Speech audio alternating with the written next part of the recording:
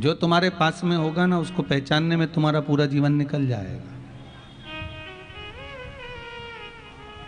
वो कहते हैं दूर के ढोल सुहावने लगते हैं। दूसरे को तो तुम श्रेष्ठ बता सकते हो, दूसरे को तुम कह सकते हो कि ये अच्छा है, ये बुरा है, ये ऐसा है, वो वैसा है।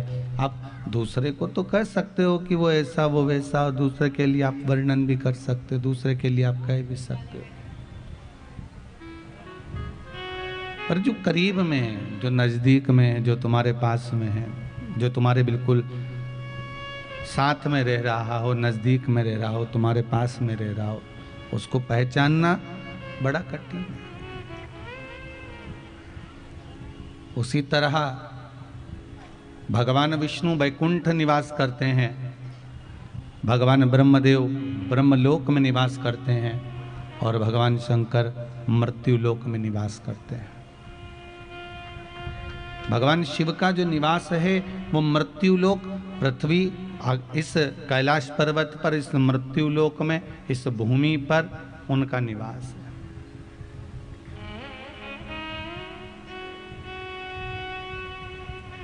इस मृत्यु लोक में मेरा देवाधिदेव महादेव निवास करता है।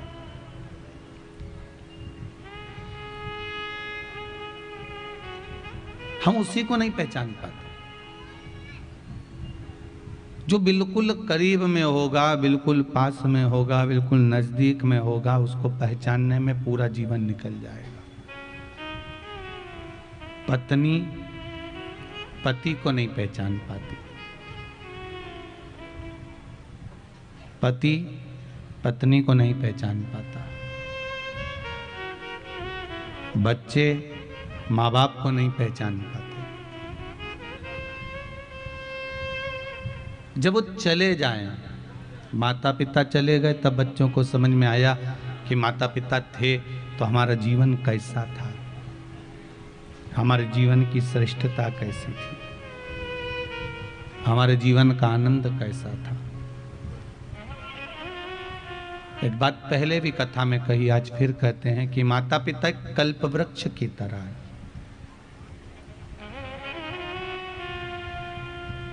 कल्प वृक्ष वो वृक्ष होता है जिसके नीचे जिस चीज की कामना करी जाती है वो चीज हमको प्राप्त हो जाती है। एक व्यक्ति जंगल में से जा रहा था, जाते जाते एक वृक्ष के नीचे रुक गया। उसको लगा कि भगवान बहुत भूख लग रही है, कहीं से भोजन मिल जाता तो कितना अच्छा होता। इतने में तो सोने की थाली में उसके लिए भोजन आ गया। उसको ये महसूस नहीं हो रहा कि मैं कल्प वृक्ष के नीचे हूं। उसको नहीं मालूम कि मैं कल्प वृक्ष के नीचे हूं। उसको तो बस इतना लग रहा है कि मेरे को भोजन कहीं से मिल जाए तो उसके लिए सोने की थाली में भोजन आ गया।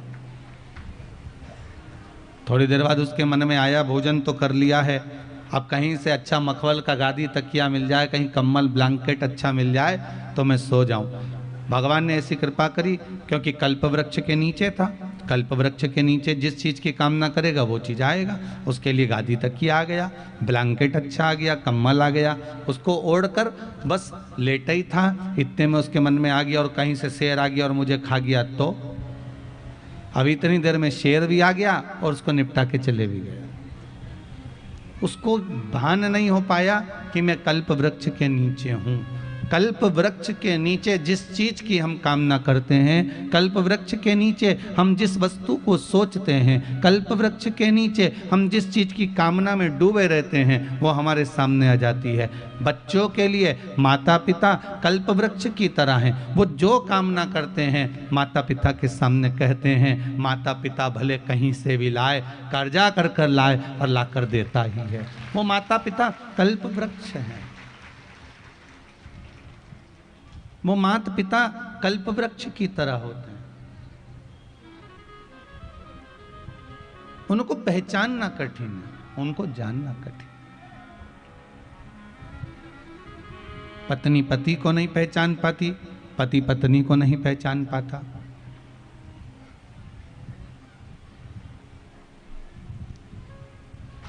कैसे पहचानोगे आप उस परमात्मा को?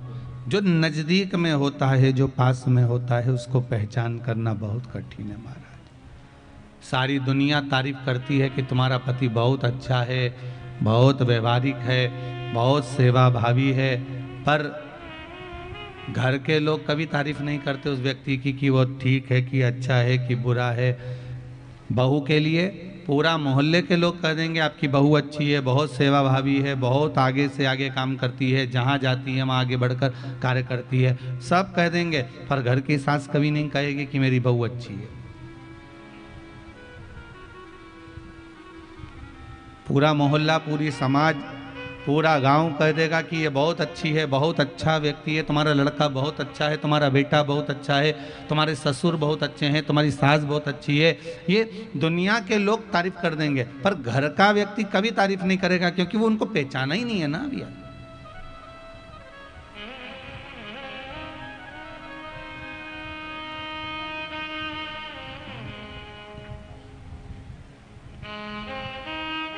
उसकी पहचान नहीं हो पाई है।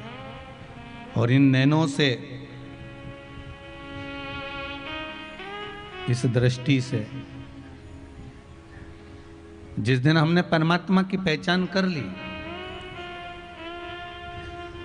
शंकर के लिए, मेरे भोलेनाथ जी के लिए, वो तो अब लोगों को शिव महापुराण की कथा सुनते सुनते सुनते सुनते ज्ञात हो गया कि शंकर भी कुछ है।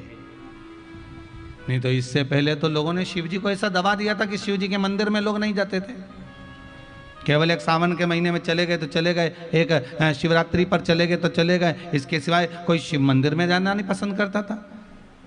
मालूम पड़े शंकर जी के मंदिर में भी जाओ तो मालूम पड़े बाहर ही कुत्ता ही बैठा रहता था, कोई अंदर ही प्रवेश नहीं करता था।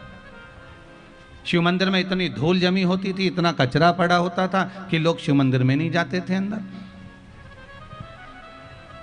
पर अब पहले लोग शिव को भी नहीं पहचानते थे, शंकर को जानने में इनको पूरा जीवन लग गया, शिव को पहचानने में पूरा जीवन निकाल दिया। पर अब जब से शिव महापुराण की कथा लोग श्रवण कर रहे हैं, जब से शंकर की कथा में लोग डूबे हुए हैं, तब से लोगों को अब धीरे धीरे ज्ञात होने लगा कि शंकर भी कुछ हैं, शिव की कथा भी कुछ रस तत्व वाली है, और शिव का स्मरण हमारे जीवन को सार्थक करने वाला है, हमारे जीवन को आनंदित करने वाला है। तब ज्ञात हुआ कि शंकर कुछ है।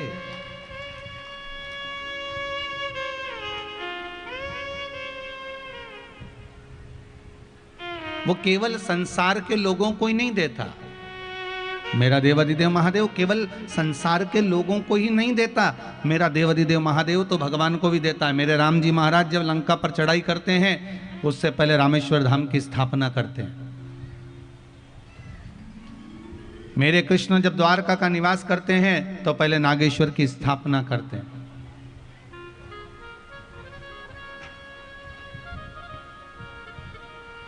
वो केवल मनुष्य को, मानव को, संसार के लोगों को ही प्रदान नहीं करता, वो तो भगवान को भी देता है। भगवान विष्णु को लक्ष्मी जी दे दी, सुदर्शन चक्र दे दिया, ब्रह्मा जी को वेद दे दिए, इंद्र को ऐरावत दे दिया, इंद्र को सुंदर कामधेनु दे दी।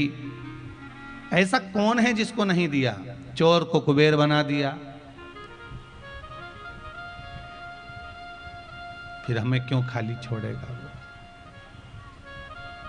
फिर हमको क्यों छोड़ देगा? वो देने में कमी नहीं रखता, ना देवताओं को देने में कमी रखी, उसने स्वयं विष पिया है और देवताओं को अमृत दिया है। स्वयं ने विष पिया और देवताओं को अमृत दिया। और तुम्हें कोई ले जाके अमृत दे दे और विष दे दे कि ये दोनों चीज तुम्हारे पास में है, तुम भी क्या करोगे? यही तो करोगे, अमृत खुद रख लोगे और विष दूसरे को दे दोगे। पर शंकर भगवान के पास दोनों चीज आई, अमृत भी ला कर दिया और विष भी ला कर दिया। बताओ क्या पियोगे, क्या दें हम आपको?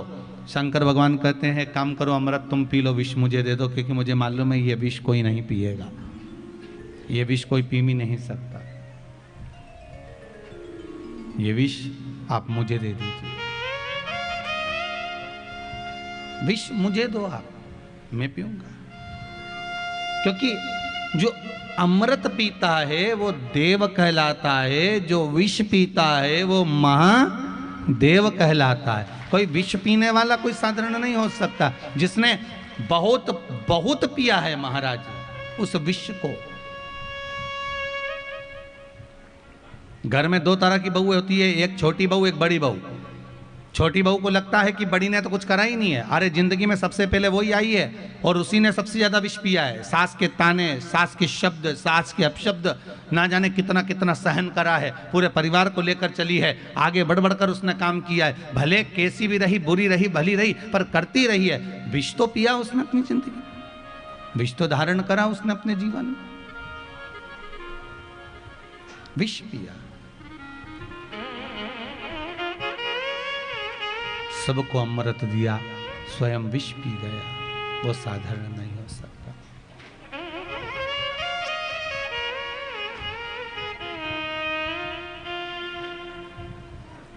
महाराज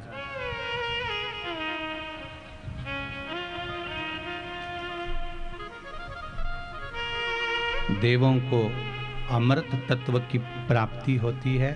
भगवान शंकर विष अपने पास इसलिए रखते हैं क्योंकि तुम बर्बाद मत होना, तुम नष्ट मत होना, मैं अपने पास में रखता हूं इसको।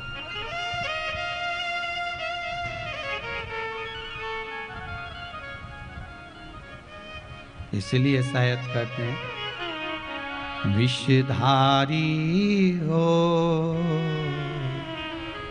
त्रिपुरारी हो,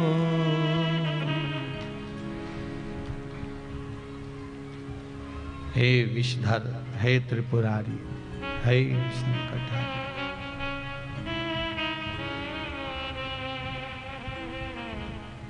विषधारी हो त्रिपुरारी हो, भूमि पे हो जयकार। हे शंकर, हे शिव, हे त्रिलोकीनाथ, हे त्रिकालदर्शी, संपूर्ण ब्रह्मांड को आपने केवल दिया है, इस ब्रह्मांड से आपने कुछ लिया नहीं है। इसलिए हे शंभु, अब मेरा चित्त, मेरी वृत्ति, मेरा मन मैं आपको समर्पित करता हूं। क्यों? क्योंकि यह मन जब आपका हो गया, ये चित्त जब आपका हो गया, तो इससे बढ़कर कोई सुख नहीं होगा। शिव महापुराण की कथा कहती है जीवन बड़ा विचित्र है। इस जीवन में प्रत्येक दिन, रोज, प्रतिदिन अर्जुन, कौरव और पांडवों का युद्ध तो एक बार हुआ था। कौरव और पांडवों का युद्ध तो एक बार हुआ है। शिव महापुराण की कथा कहती है इस कली काल में, इस संसार में आपने अगर जन्म लिया है तो ये मनुष्य का इस संसार से, इस व्यवहार से प्रतिदिन का युद्ध है महाराज। अब ध्यान देना कि कौरव के इन युद्ध में भगवान कृष्ण और अर्जुन थे। कौरव और पांडवों के युद्ध में हमें दूसरी जगह अर्जुन और कृष्ण को ढूंढने नहीं जाना। शिव महापुराण की कथा कहती है संसार के इस युद्ध में, अपने व्यवहार के इस युद्ध में, कहीं इस संसार से जीतने के लिए, इस मानव जीवन को परमात्मा को समर्पित करने के लिए, इस आत्मा को ही हमें कृष्ण बनाना पड़ेगा और इस आत्मा को ही हमें अर्जुन बनाना पड़ेगा। तब जाकर ये आत्मा परमात्मा का भजन करते करते परमात्मा के धाम तक पहुंच पाएगी और विजय प्राप्त कर पाएगी। नहीं तो विजय भी प्राप्त करना बड़ा मुश्किल है,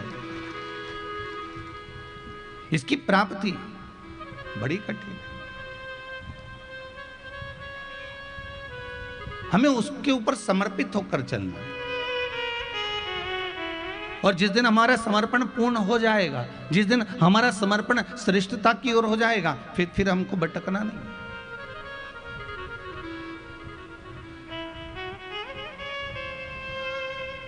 फिर हम भटकेंगे नहीं। बस समर्पण यदि आपका हो गया, एक बार अगर आप भगवान शंकर के हो गए, एक बार देवादिदेव महादेव के हो गए, फिर क्या भटकना है महाराज। इन नेत्रों से हमें परख करना है भगवान की। इसलिए कहा हीरा को परखइयो राम कोई नहीं है। इस संसार में हीरा का परखदार कौन हो सकता है? कौन होगा हीरा का परखदार? एक राजा ने आज अपने सैनिकों से कहा, आज ठंड ज़्यादा पड़ रही है, बहुत तेज ठंड है, एक काम करो, आज की सभा महल के अंदर नहीं लगेगी, महल के बाहर लगेगी।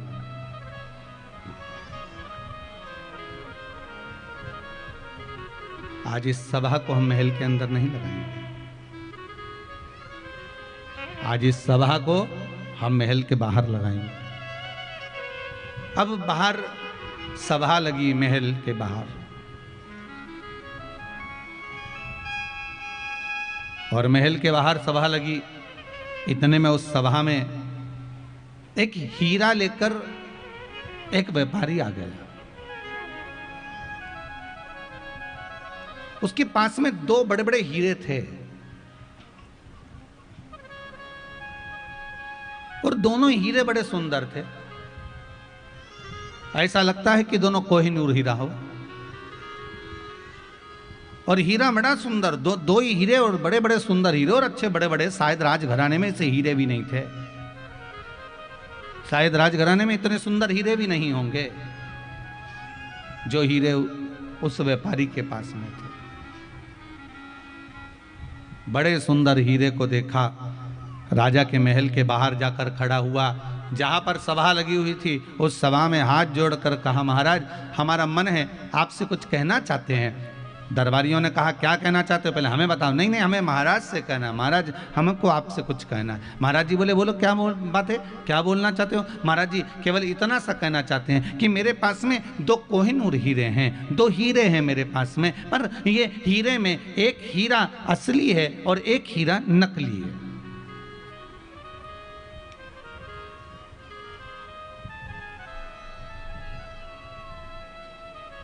मेरे दो हीरों में एक हीरा असली है और एक हीरा नकली है। महाराज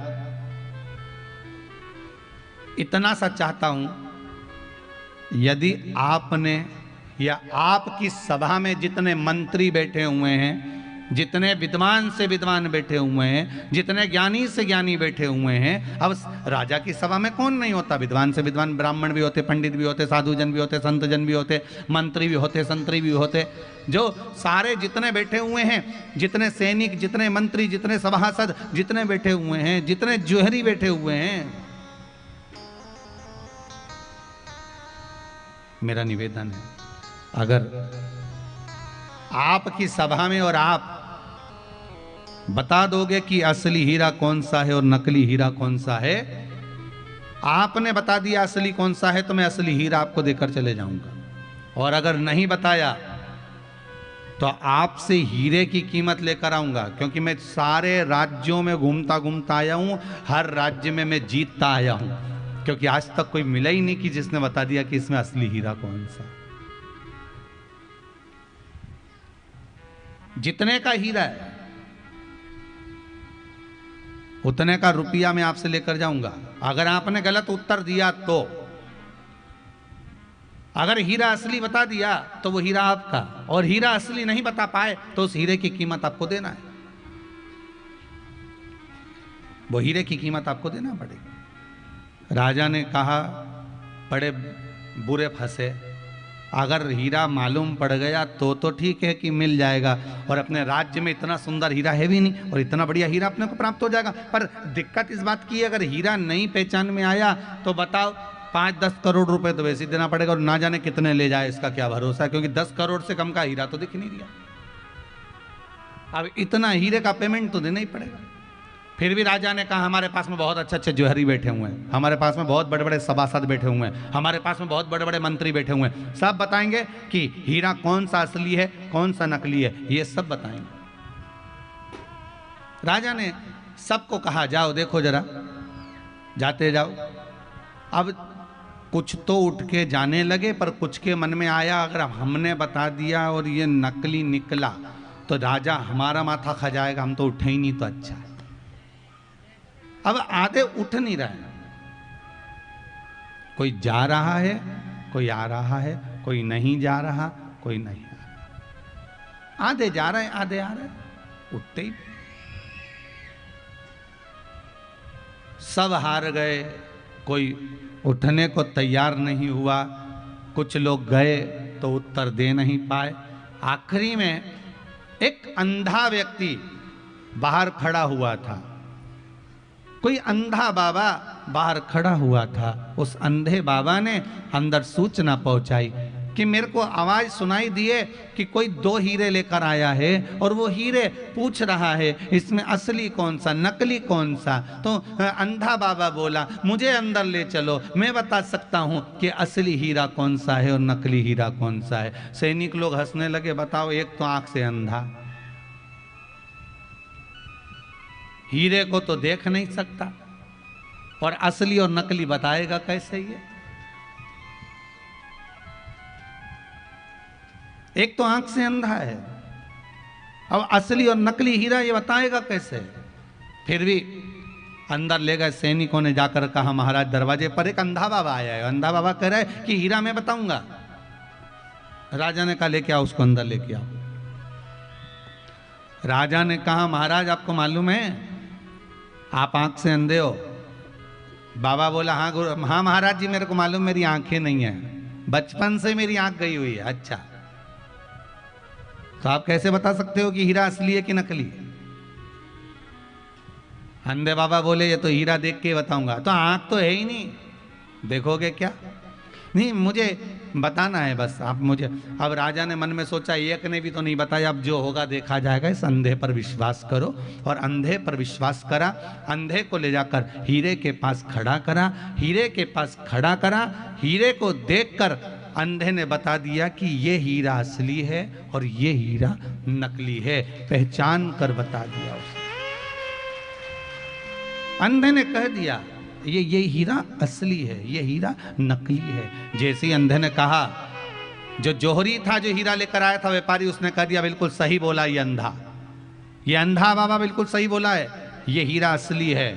राजा ने अपने नगर में डोंडी पिटवा दी, बहुत जोरदार आनंद में ये हीरा में प्राप्त हो गया, बिना पैसे के बिना शुल्क के।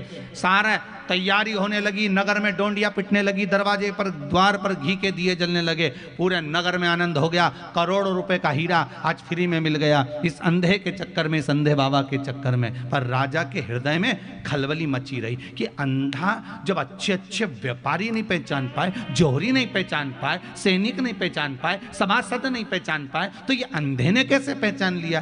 तो राजा उस अंधे के पास गया, अंधे से जाकर पूछा बाबा ये तो बताओ कि तुम पहचाने कैसे, तुम्हारी तो आंखें नहीं थी। इतने में वो अंधा बाबा बोला महाराज बात इतनी सी है, धूप बहुत तेज पड़ रही है, उस धूप में मैंने दोनों को हाथ लगा कर देखा, जो धूप में गर्म हो गया था वो कांच का टुकड़ा था, जो ठंडा था धूप में वो हीरा था।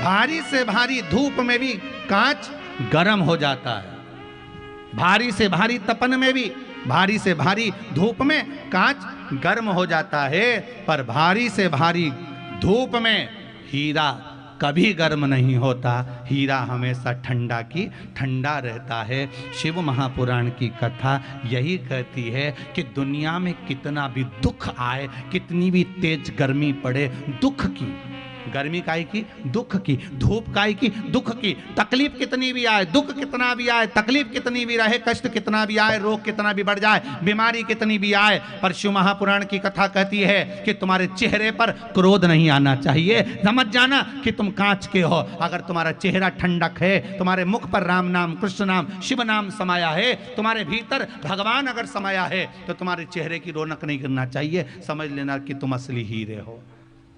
असली और नकली की पहचान करना ये हीरा की कथा कहती है। हीरे की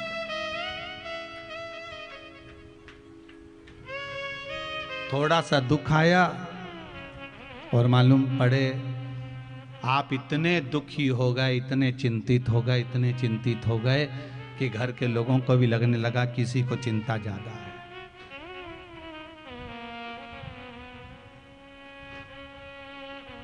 देने वाला परमात्मा है, लेने वाला परमात्मा है।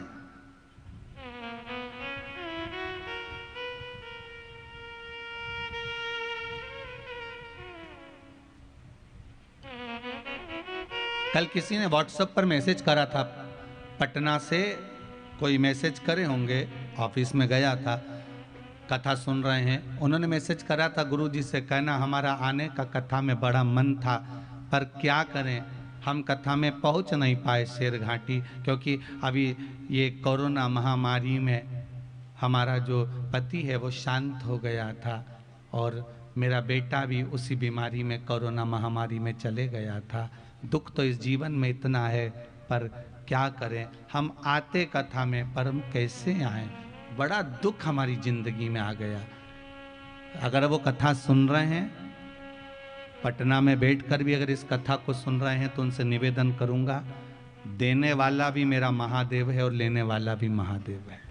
आप इस विचार से अब हट जाइए कि क्या था, क्या गया, क्या पाया, क्या खोया, ये विचार नहीं करना हमको। एक व्यापारी रोज विचार करता था, एक व्यापारी के मन में रोज विचार आता था कि मेरा बेटा बड़ा हो गया, काम कैसे करेगा, धंधा कैसे करेगा, व्यापार कैसे करेगा, व्यवसाय कैसे करेगा। एक व्यापारी कोई भी होगा, अगर व्यापार करने वाला व्यक्ति है तो उसको बच्चों का बड़ा टेंशन रहता है। और कितने मरे साहब कोरोना महामारी में, विचार करिएगा जरा, कितने मरे कोरोना महामारी में, ढेर। ना जाने कितनों को टेंशन होगा कि आगे मेरे बच्चों का होगा क्या।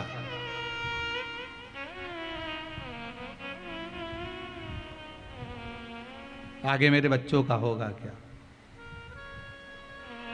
सीहोर कुबेरेश्वर धाम पर तो एक बेटी मिलने के लिए आई थी। वो बेटी के शब्द थे, छोटी सी बेटी थी, लगभग होगी 20-22 साल की, 19-20-22 साल की। वो बेटी आंखों में जल भर कर कहती है कि अब पिता भी नहीं रहे कोरोना महामारी में, मेरे चाचा भी नहीं रहे कोरोना महामारी में, मेरी एक बहन है छोटी और एक छोटा भाई है 6 साल का, और एक चाचा का लड़का है 3, 3.5, 4 साल का, ऐसा कुछ उसने बताया था। गुरुदेव, परिवार में कोई कमाने वाला नहीं है, वो भी जॉब करते थे, नौकरी करते थे प्राइवेट, उसमें कुछ मिला नहीं। अब हम बस बाबा के भरोसे। हमने उस बेटी से एक ही बात कही, अगर बाबा ने लिया है तो रास्ता खोलने वाला भी बाबा ही रहेगा। अगर बाबा लिए हैं तो रास्ता खोलने वाला भी बाबा ही रहेगा। आपसे भी निवेदन है, अगर कोई गया है उसका दुख नहीं मनाना। हो गया ना दुख, आपने मना लिया ना उतने दिन का, उसके बाद तो आप राहें खोलिए, भगवान का भजन करिए, स्मरण करिए, संकीर्तन करिए, कुछ कर्म अपने जीवन में श्रेष्ठ कर कर जाना, जिससे अगर भगवान ने आपको मौका दिया है परिवार को पालने का, परिवार को साधने का, तो कुछ अपने जीवन में सकर्म कर कर जाना कि परिवार का नाम कुछ आपके नाम से जुड़कर आपके पूर्वजों को भी स्मरण होता रहे कि मेरे घर के व्यक्ति ने फिर संभाल लिया इस परिवार को, फिर संभाल। क्या रोना उसको।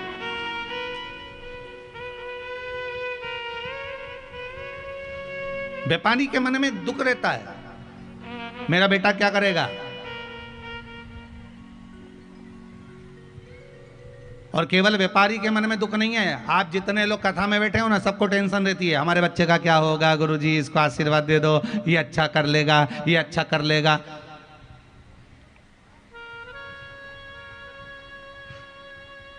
जो भी आया, अगर किसी गुरुजी के पास जाके पूछती है ना माताएं, तो यही कहती है, इसको आशीर्वाद दो ना गुरुजी, ये कुछ करे, ये बेटी को आशीर्वाद दो ना गुरुजी, ये कुछ करे, पुत्र को आशीर्वाद दो, ये कुछ करे। पर एक माता के मुख से ये नहीं निकला, एक माता के मुख से ये शब्द नहीं निकला कि गुरुजी मेरे बेटे को यह आशीर्वाद दो कि मेरी सेवा दिल और जान से करे, मेरे बच्चों को यह आशीर्वाद दो कि दिल जान से मेरी सेवा करे। नौकरी करे वो अपनी जगह पर, क्योंकि भाग्य में लिखा है तो नौकरी तो करना पड़ेगी, सर्विस तो करना पड़ेगा, व्यापार तो करना पड़ेगा, पर सेवा भी करे वो साथ में हमारी। बनाओ बेटों को डॉक्टर बनाओ, तुम बेटों को इंजीनियर बनाओ, तुम बेटों को कलेक्टर बनाओ, एसपी बनाओ, डीएसपी बनाओ, जज बनाओ, तुम बेटों को जो मर्जी पड़े सब बनाओ। पर शिव महापुराण की कथा कहती है इन सब से पहले बेटों को संस्कारित बनाओ, नहीं तो तुम्हें 2 रोटी कौन देगा, जरा विचार करिएगा। सबसे पहले बच्चों को संस्कारित बनाओ। हम अपने बच्चों को प्रत्येक माता पिता बच्चे को राम बनाने की चेष्टा करते हैं और 20 दिन की कुसंगति बेटे को रावण बना देती है। आप बनाओ बच्चों को, मना नहीं, आप जो बनाना चाहते हो बनाइए, पर बेटे को सबसे पहले संस्कारित बनाने का प्रयास करिए, इनको संस्कार दीजिए।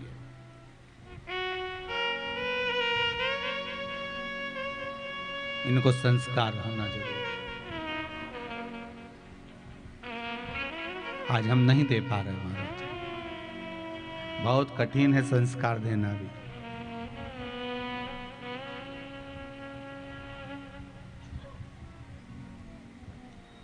छोड़ दो उस परमात्मा पर। एक व्यापारी सोचता रहता था कि बच्चों का क्या होगा, क्या होगा, क्या होगा, क्या होगा, पर एक दिन पिता को अटैक आ गया, हार्ट अटैक आ गया, हॉस्पिटल में भर्ती करा। इसका लड़का दौड़ कर आया, पिता को अटैक आया, हॉस्पिटल में सेवा करने लगा। इसका एक दोस्त आ गया, वो भी सेवा में लग गया। समय निकल गया। 4-5 घंटे बाद डॉक्टर ने कहा अब तुम्हारे पिताजी खतरे के निशान से बाहर हैं, अब खतरा टल चुका है।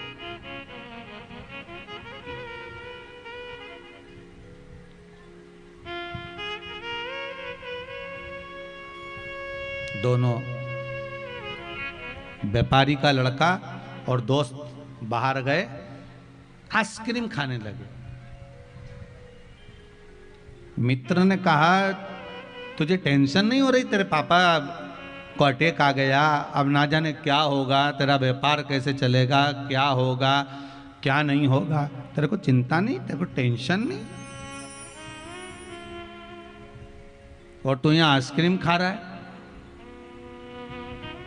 उस व्यापारी के लड़के ने कहा कि मैंने शिव कथा में सुना है कि जन्म देने वाला देव अधिदेव महादेव है, पेट उसने दिया है तो भरेगा भी वही, भूखा नहीं रख सकता। जब पैदा नहीं हुआ था तो माता के स्तनों में दूध दिया था उसने मेरा पेट भरने के लिए,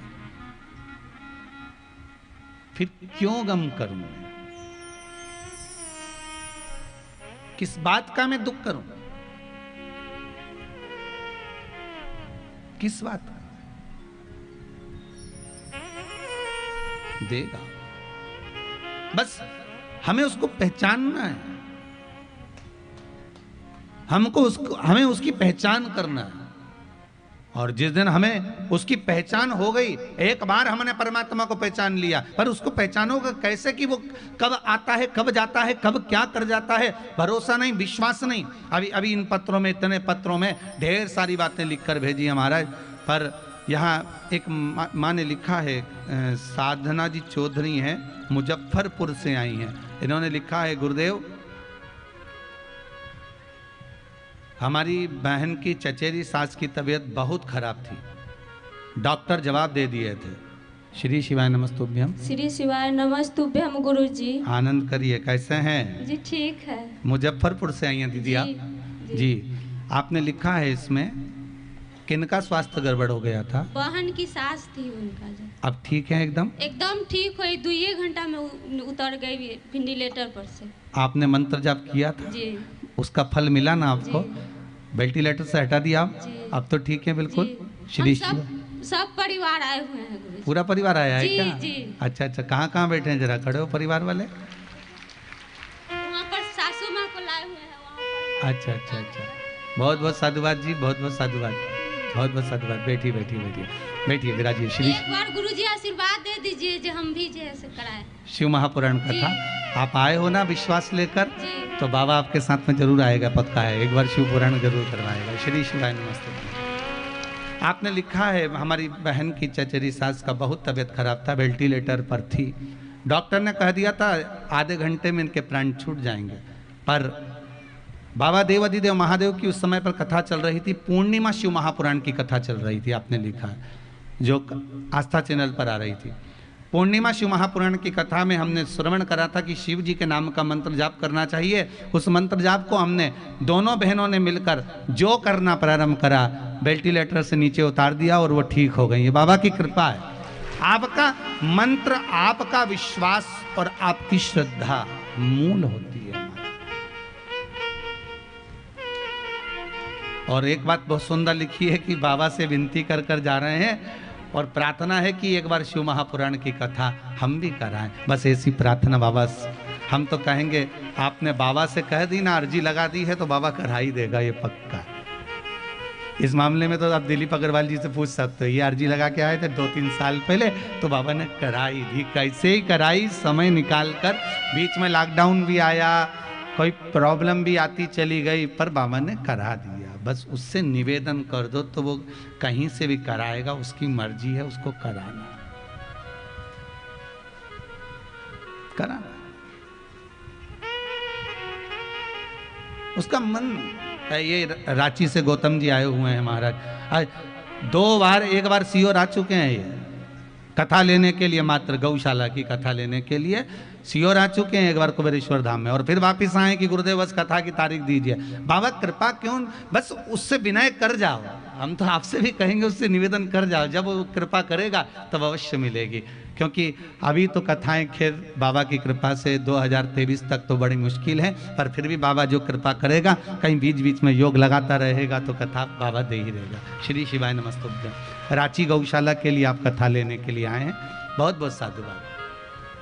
शिव कृपा करे, करुणा सागर करुणा कर। जब तक शिव कृपा नहीं करता तब तक कोई कार्य हो ही नहीं सकता। महाराज, तेरी कृपा बिना ना हिले एक भी अणु, लेते हैं श्वास तेरी कृपा से तनु तनु। हे गंगाधार मुक्ति द्वार ओमकार तू, भोले ओमकार तू। आयो शरण तिहारी भोले तार तार हो। हे शंभु, हे त्रिकालदर्शी कैलाशी, शिव की कथा कर रही है, वो देने वाला। बस उसको पहचान के नेत्र चाहिए। इन नेत्रों में पहचान नहीं है।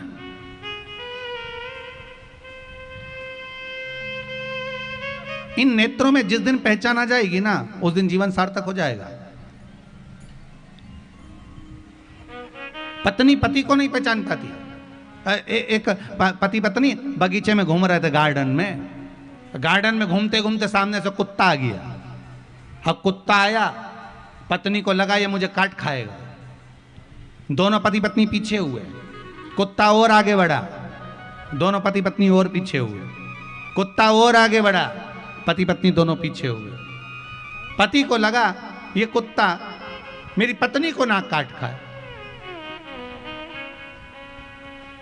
अगर ये कुत्ता मेरी पत्नी को काट गया तो बच्चों का टिफिन कौन बनाएगा, स्कूल कौन भेजेगा, काम कौन करेगा, काम कौन करेगा, टिफिन कौन बनाएगा। तो ये कुत्ता मेरी पत्नी को नहीं काटना चाहिए। तो जैसे कुत्ता दौड़कर इनकी ओर आया, इसने पत्नी को गोदी में ले लिया कि कुत्ता मुझे काट ले पर मेरी पत्नी को नहीं काटना चाहिए। और उसने अपनी पत्नी को गोदी में लिया। जैसे ही गोदी में उठाया, कुत्ता भाग गया। और कुत्ता भागा, इसने पत्नी को नीचे उतारा। पत्नी को जैसे ही नीचे उतारा, इतने में तो पत्नी क्रोध में लाल हो गई और गुस्से में लाल होकर बोली, तुम्हें अक्ल है थोड़ी बहुत? दुनिया के लोग कुत्ते को भगाने के लिए पत्थर उठाते हैं, तुमने मुझे उठा लिया, तुमने मुझे उठा लिया। अब बेचारे ने अच्छे के लिए उठाया था कि इसको नहीं काटे, पर वो नहीं समझ पाई। उसमें इतनी विवेकता, उसकी दृष्टि में वो भाव प्रकट ही नहीं हुआ। बस यही हमें लगता है कि हम घर चला रहे हैं, हमें लगता है हम परिवार चला रहे हैं, हमें लगता है कि हम कमा रहे हैं, हमें लगता है कि हम कथा करवा रहे हैं, हमें लगता है कि हम कथा वाच रहे हैं, हमें लगता है कि हम कथा सुन रहे हैं। तो ये हमारा भ्रम है, मात्र भ्रम, इससे ज्यादा कुछ नहीं।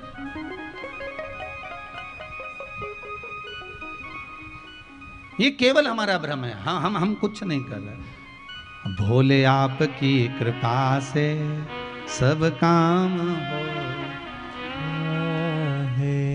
करते हो भोले बाबा मेरा नाम हो है भोले आपकी कृपा से सब काम हो रहा है। ये जितना कर रहा है वही तो कर अपन करता है। बस इन नयनों से हमें श्रेष्ठ देखना है, इन नयनों से हमें श्रेष्ठ। शिव उपासना,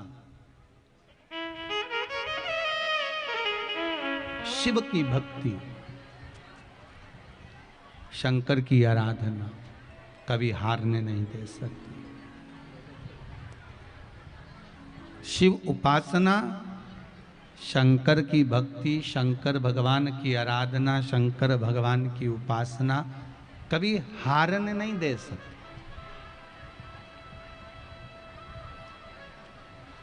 कभी नहीं हारने देगी। महाराज अगर शिव भक्ति में लगे हो तो यह विश्वास रखना कि आप कभी हार नहीं सकते, विजय निश्चित है,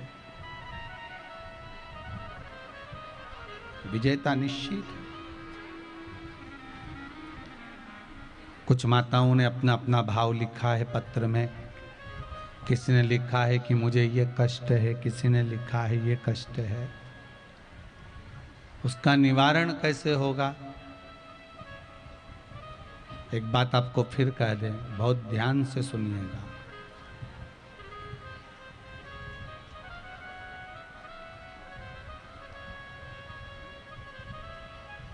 एक 108 नंबर पर फोन लगाओगे तो एम्बुलेंस आती कि नहीं आती? अरे बोलो तो, आती है।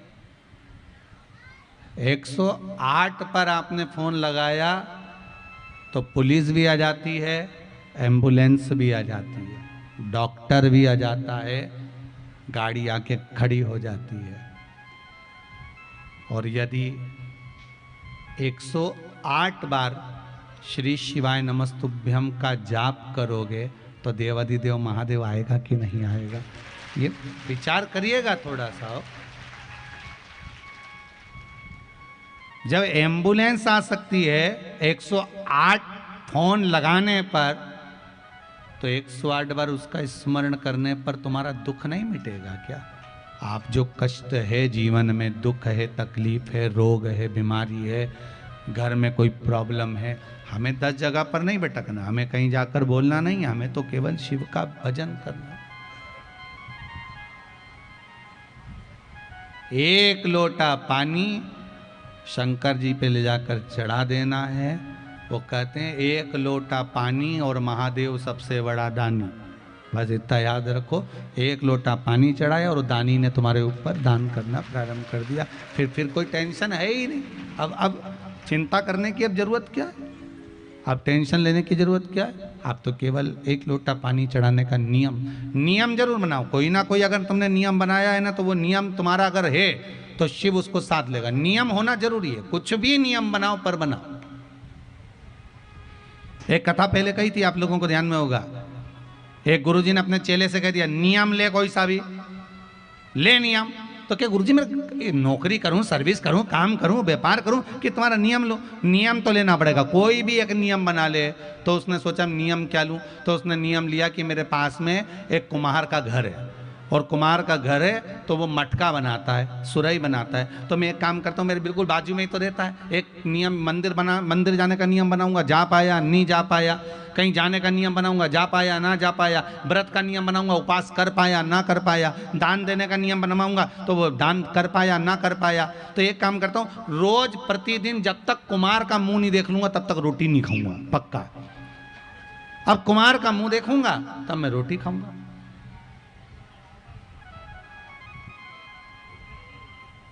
जब तक मैं कुम्हार का मुंह नहीं देख लेता तब तक रोटी नहीं खाऊंगा, तो नहीं खाऊंगा पक्का। गुरुजी ने कहा पक्का नियम, बिल्कुल पक्का नियम। अब ये तो रोज क्या करता, पहले रोटी खाने से पहले जैसे गाँव से आता, रोटी खाने से पहले छत पे जाता, कुम्हार का मुंह देख लेता, क्योंकि बेचारा तो बनाने में लगा मटका, अब उसका मुंह देखिए आता। 3 महीने निकल गए, 4 महीने निकल गए, 5 महीने निकल गए, 6 महीने निकल गए, 7 महीने निकल गए। उसका नियम पूरा चलता रहा। एक दिन क्या हुआ, कुमार कहीं चले गया और ये रोटी खाने आया। अब वो कुमार दिखा ही नहीं। अब वो कुमार को ढूंढा, उसके घर गया। क्यों भाभी, ओ भाऊजी, ओ भाभी। भाभी जी बोली क्या बात है भैया?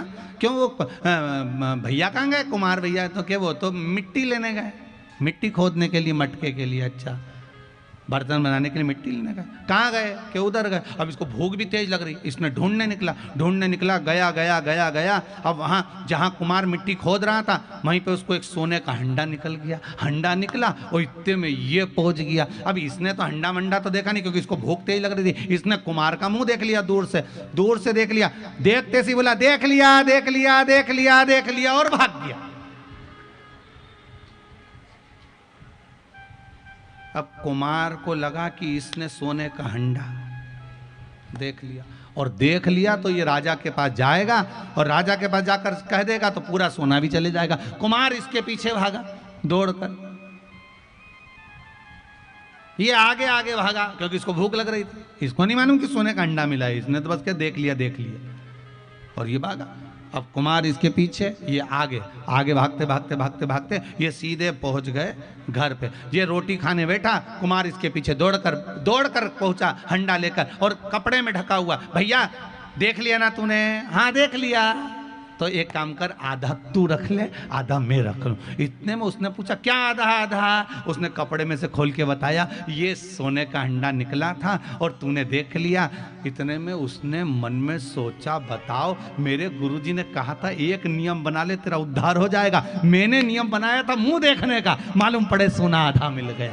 केवल एक नियम बना लो कि 1 लोटा पानी शंकर जी के मंदिर में रोज जाके जम के तो बोलो चढ़ाना है। तुम तो कोई भी एक नियम बना लो, कोई भी एक नियम बनाओ ना, तुम्हारा मन पड़े वो नियम बनाओ। पहले की माताओं का एक नियम था, पति के चरणों को रोज दबाऊंगी। आज के जमाने में तो गला दबा दे।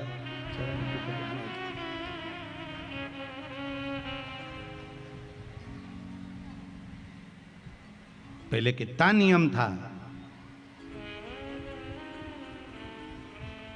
पहले की तो पत्नियां पति को रोज सिर पे पल्लू ले इन्हें प्रणाम करती थी। प्रणाम।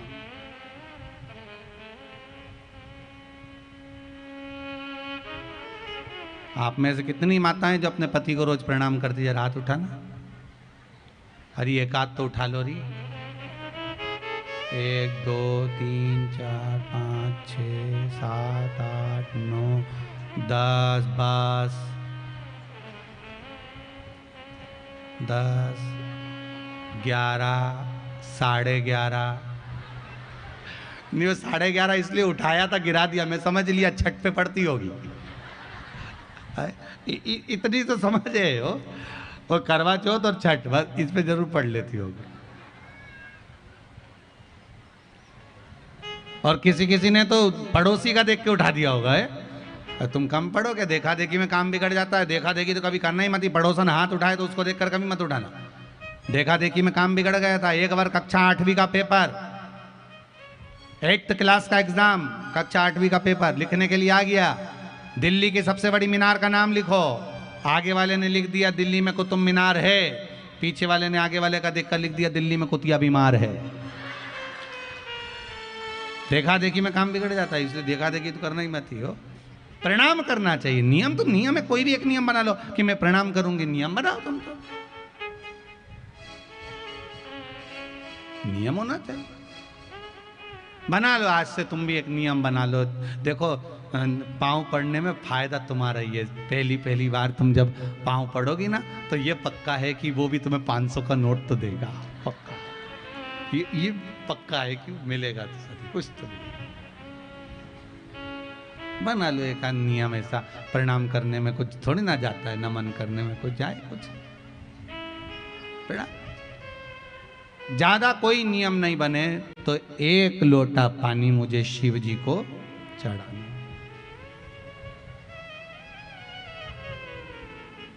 बनाओ नियम ऐसा। हाँ, रजो धर्म के समय पर, जब रजो धर्म रहेगा, 7 दिन में काम नहीं कर पाऊंगी, तब मैं मंदिर जल चढ़ाने नहीं जाऊंगी, ठीक है। पर बाकी के दिन अगर मैं अपने नगर में हूँ, अपने गांव शेरघाटी में, या जहाँ से आप लोग आए हो, मैं अपने गांव में हूँ, तो शंकर जी के मंदिर में जाकर जल चढ़ाऊंगी। अगर ये नियम नहीं बना सकते तो एक नियम बनाओ कि मैं शंकर भगवान के शिखर का दर्शन करूंगी, शिखर का दर्शन। ये भी नियम नहीं बना सकते तो एक नियम बनाओ कि मैं प्रतिदिन एक चावल का दाना भगवान के मंदिर में चढ़ाऊंगी, ज़्यादा भी नहीं तो एक चावल का दाना चढ़ाऊंगी। ये भी नियम नहीं बना सकते तो एक नियम बनाओ कि मैं शंकर भगवान को बेलपत्र चढ़ाऊंगी। ये भी नहीं बना सकते तो एक नियम बना लो कि शंकर जी के मंदिर में रोज जाके झाड़ू लगाऊंगी, शंकर जी के मंदिर में पोछा लगा दूंगी, शिव जी का जो फूल चढ़ा हुआ है उसको उतार कर मैं बासी फूल निर्माल्य ले जाकर कहीं साइड में रख दूंगी। कुछ भी एक नियम अपनी जिंदगी में बना लो, ये पक्का है कि मेरा देव अधिदेव महादेव तुम्हें खाली नहीं छोड़ेगा, तुम्हारे नियम के बल पर तुम्हें देह जरूर देगा। बनाओ नियम कुछ। अरे ये भी नियम नहीं बनाओ तो ये नियम बना लो कि मैं अपनी सास को सवेरे उठकर सबसे पहले प्रणाम करूंगी। तुम नियम तो बनाओ, 3 महीने में सास भी अपनी सोने की अंगूठी। तुम नियम बनाओ तो सही, बनाओ तो मिले ना। और तुम बनाओ नहीं और तुम सोचो कि माल मिल जाए तो ऐसे मिले।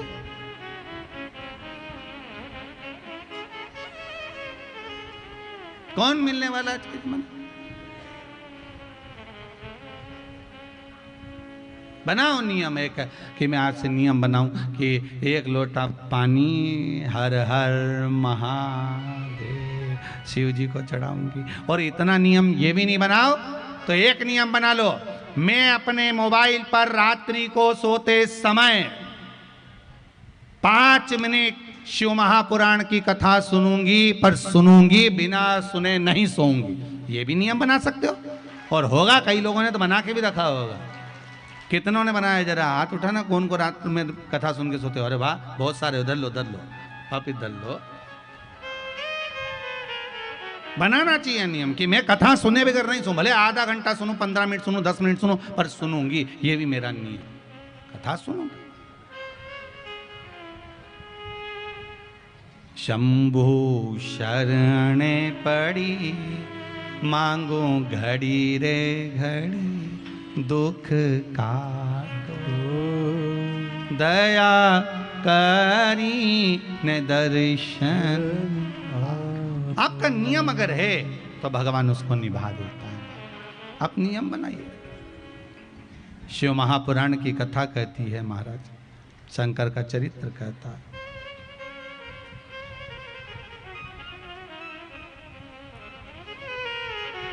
शिव का स्मरण आज विदल और उत्पल 2 असुर जिनका संहार स्वयं मां जगत जननी माता पार्वती जी ने किया, जिनका संहार। और विदल और उत्पल ये दोनों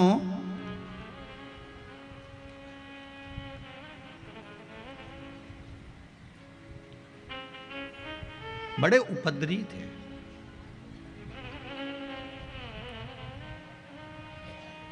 अच्छा, एक बात बहुत ध्यान देना कि जितने भी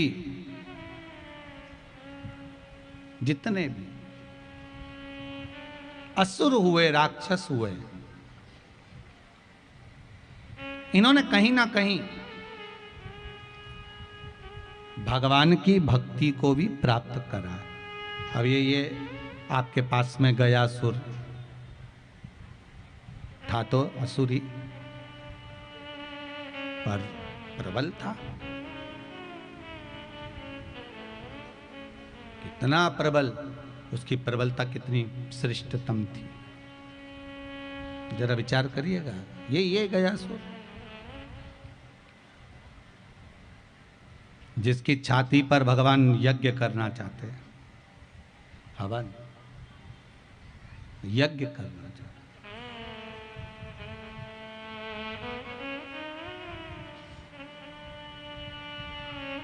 और कौन करना चाह रहा है? ब्रह्मदेव।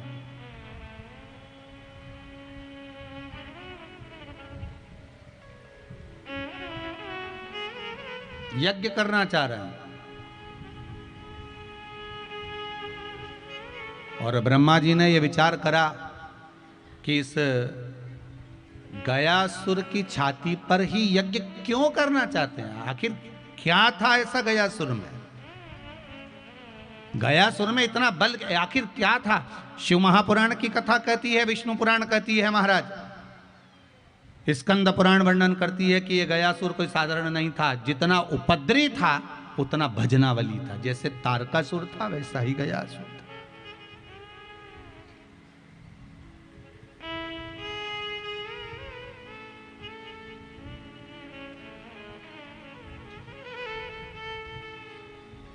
बड़ा अब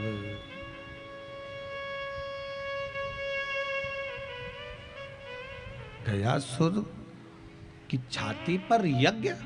हाँ, तो भगवान नारायण के पास खबर पहुंची कि ब्रह्मा जी ने कहा मुझे गयासुर की छाती पर यज्ञ करना। तो भगवान नारायण ने पूछा तुम्हें और कोई जगह नहीं मिल रही जो गयासुर की छाती पर यज्ञ करोगे? नहीं नहीं नहीं नहीं, गयासुर की छाती पर यज्ञ करना है। पर आपको मालूम है कि गयासुर राक्षस है, और राक्षस की छाती पर यज्ञ करोगे तो कोई सुख मिलने वाला है क्या? किसी का कल्याण होने वाला है क्या? आप चिंता मत करो प्रभु। सबसे पहले मैं गयासुर की छाती पर अगर यज्ञ करूंगा तो पहले अमृत से इसको लीपूंगा। अमृत से लीपोगे? भगवान विष्णु ने कहा आपको मालूम है अमृत तो देवता होन लेकर गए थे और सबने पी लिया, अमृत बचा कहाँ है?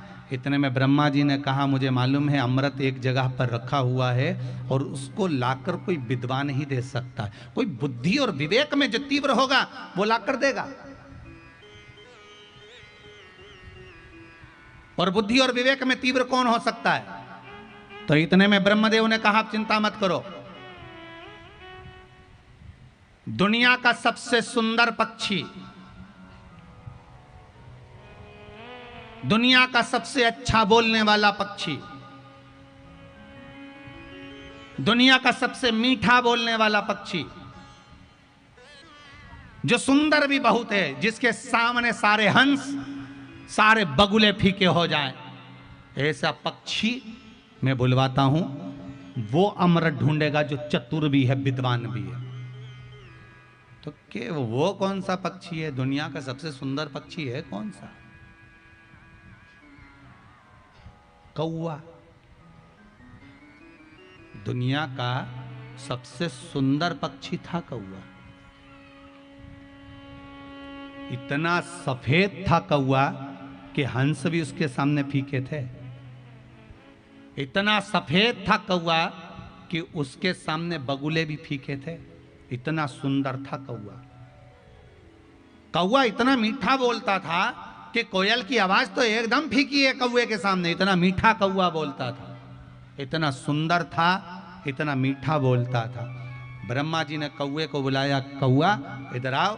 कौवे ने कहा बोलिए प्रभु। ब्रह्मदेव आज्ञा करिए, क्या करना है मुझे? ब्रह्मा जी ने कहा जाओ अमृत को ढूंढो, और अमृत अगर तुम्हें मिल जाए, अमृत अगर तुम ढूंढ लो तो तुम मुझे बता देना। अमृत को ढूंढने के बाद आप मुझे बताना, मैं अमृत को लेने जाऊंगा और अमृत को लेकर आऊंगा और अमृत से गयासुर की छाती को लीपूंगा, शरीर को लीपन करूंगा और उसके ऊपर फिर मैं हवन करूंगा, यज्ञ करूंगा। ठीक है।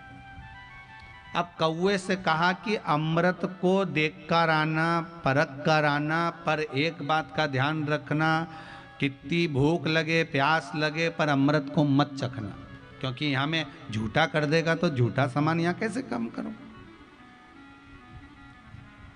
अब आप सब तो गया जी के नज़दीक में रहते हो तो आपको ये कथा ज़्यादा मालूम होगी कि कौवा गया उड़ते उड़ते अमृत को ढूंढने के लिए, और कौवा जब अमृत ढूंढने के लिए गया, अमृत ढूंढकर जब कौवा ढूंढते ढूंढते 15 दिन 20 दिन निकल गए। कौआ भूखा प्यासा चले जा रहा है।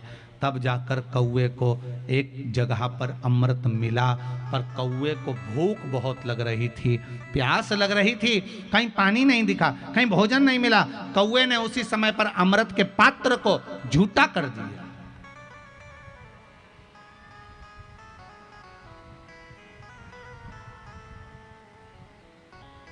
अपनी चोंच को उसने अमृत को लगा दिया, वापिस आया।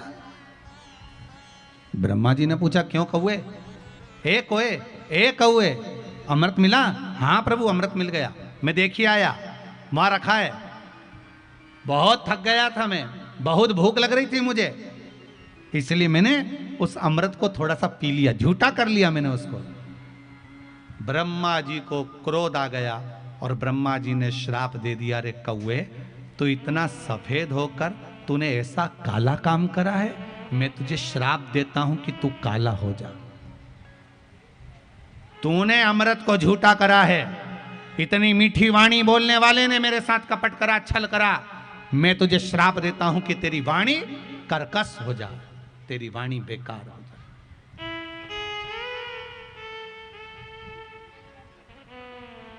ये वाणी तेरी कर्कश हो जा।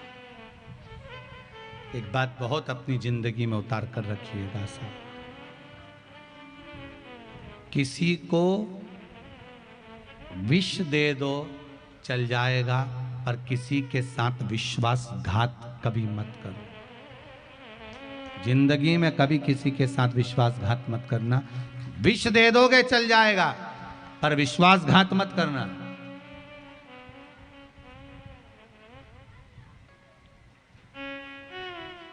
जिसने आपके लिए अपना पूरा सर्वस्व लुटा दिया, जिसने आपके लिए अपनी पूरी जिंदगी दे दी, सारा सुख, सारा वैभव, सारा धन दौलत आपके ऊपर लुटा दिया हो, ऐसे व्यक्ति से कभी भी कपट मत करना, छुपाना मत, छल मत करना और बेईमानी मत करना, विश्वासघात कभी मत करना। वो जीवन में आपको बार बार रुलाएगा अगर आपने विश्वासघात किया है। वो जिंदगी भर रुलाएगा आपको, वो विश्वासघात करा हुआ। जब जब याद आएगी, जब जब स्मरण होगा, तब तब आंखों में से जल बहेगा कि मैंने विश्वासघात कर दिया, मुझे नहीं छुपाना था, मुझे नहीं बताना, मैंने ये गलत कर दिया। वो चुभेगा, बारंबार चुभेगा। विष दो, विश्वास कर। कौए, तूने झूठा कर लिया, मैंने तेरे को केकर भेजा था कि झूठा मत करना, तूने झूठा करा, तेरी वाणी कर्कश हो जाए, तू काला हो जा, जा मेरा श्राप है। कौआ काला हो गया, वाणी कर्कश हो गई। गए ब्रह्मदेव, फिर अमृत लेकर नहीं आए। ब्रह्मा जी गए कामधेनु के पास में। ब्रह्मा जी कामधेनु के पास में जाकर निवेदन करे, कामधेनु तेरा गौमूत्र मुझे प्रदान कर, जो गंगा के अमृतमय तुल्य के भाव के बराबर है।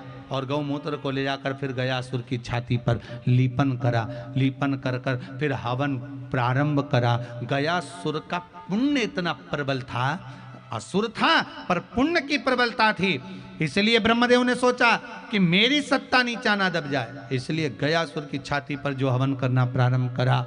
गयासुर की छाती जब अग्नि के भाव से जलने लगी, तड़फन उत्पन्न होने लगी, तब भगवान विष्णु को लगा कुछ करना पड़ेगा। भगवान विष्णु ने आकर अपना चरण रखा, गयासुर को ठंडक महसूस हुई। गयासुर अब आराम से लेटा हुआ है, पर गयासुर ने भगवान विष्णु से कहा, प्रभु आपका चरण मेरे ऊपर रखा गया, जिस चरण को पाने के लिए देवता तक तरसते थे वो उनको नहीं मिला, मुझे मिल गया, ऐसी कौन सी कृपा आपकी प्राप्त हो गई। सारी दुनिया में जितने भी जीव भटक रहे होंगे, तेरे इस गया क्षेत्र में आने पर भले कोई पिंड का दान नहीं भी देगा और गया क्षेत्र के अंतर्गत आकर अगर खड़ा भी हो जाएगा तो भी उसके जीवों का कल्याण हो जाएगा। ये वो गया क्षेत्र है, तू क्यों चिंता कर। यस,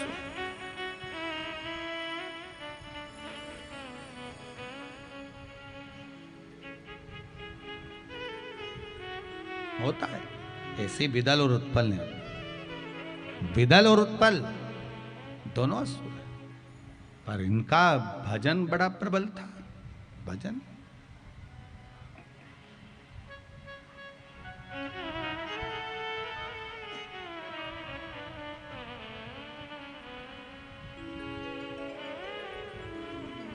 और विदल और उत्पल दोनों सम्मुख आए।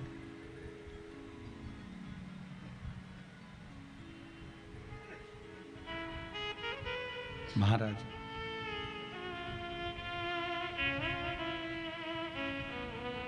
जब देखा, पार्वती जी के सौंदर्य को देखकर लोभित हो गए, लोभित। एक बात बहुत ध्यान दीजिएगा, नारी की सुंदरता है, पुरुष की सुंदरता है, पर उसकी ओर आसक्ति होना यह श्रेष्ठता नहीं। आज विदल उत्पल को देखा, पार्वती जी की ओर आए, इन्होंने उठाया कुंदुक, माता पार्वती ने प्रहार करा, विदल उत्पल के प्राण छूटे। वो कुंदुक भगवान शिव जी के चरणों में गया तो शिव जी का नाम कुंदकेश्वर पड़ गया। क्या नाम पड़ा है? कुंदकेश्वर। कुंदकेश्वर। भगवान कुंदकेश्वर का स्मरण अगर जीव करता है, भगवान कुंदकेश्वर का स्मरण करता है, नाम जाप करता है, उसका भी फल बहुत है महाराज। एक बात और अपने जीवन में उतारी है, कई माताओं ने प्रश्न, कुछ माताओं के हैं कि घर में लक्ष्मी नहीं है, संपदा नहीं है, बहुत दुखी चल रहे हैं। पहले तो आप वो जल का पात्र वाला उपाय कर लो जो पहले बताया है, वो नहीं कर सकते तो कुंदकेश्वर का उपाय करिए। बेलपत्री,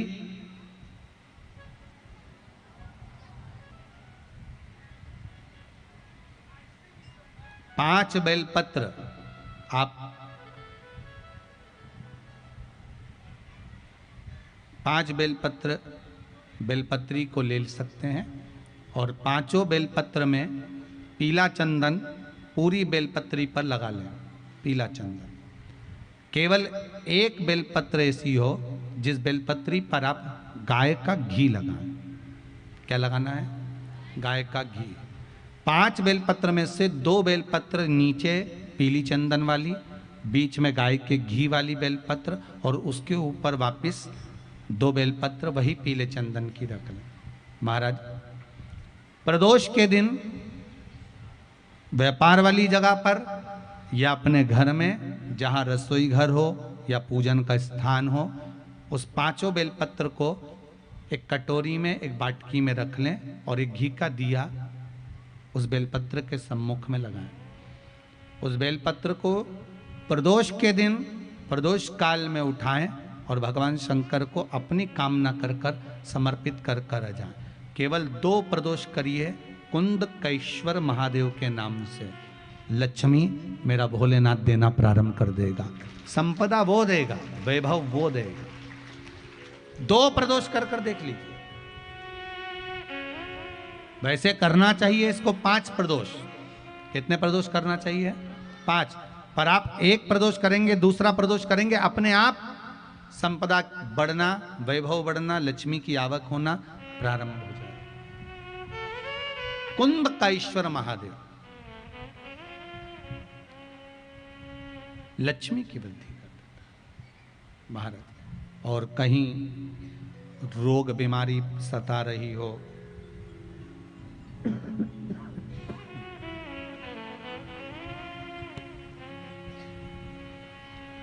तो भी कुंदकेश्वर का स्मरण करना चाहिए। कुंदकेश्वर महादेव सुख देते हैं महाराज, वैभव देते हैं।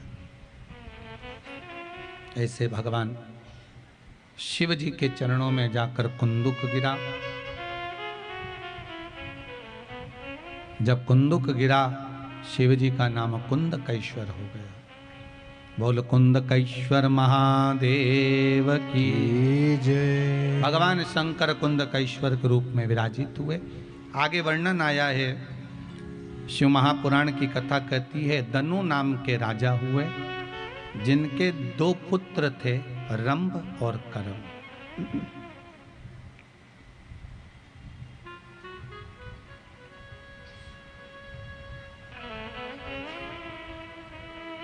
दो पुत्र हैं। दनु नाम के राजा के 2 पुत्र हैं, रंभ और करम।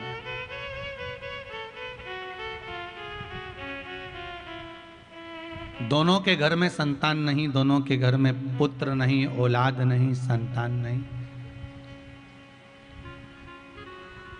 जब दोनों के घर में संतान नहीं है, दोनों के घर में औलाद नहीं है, महाराज बड़े दुखी थे कि घर में संतान नहीं।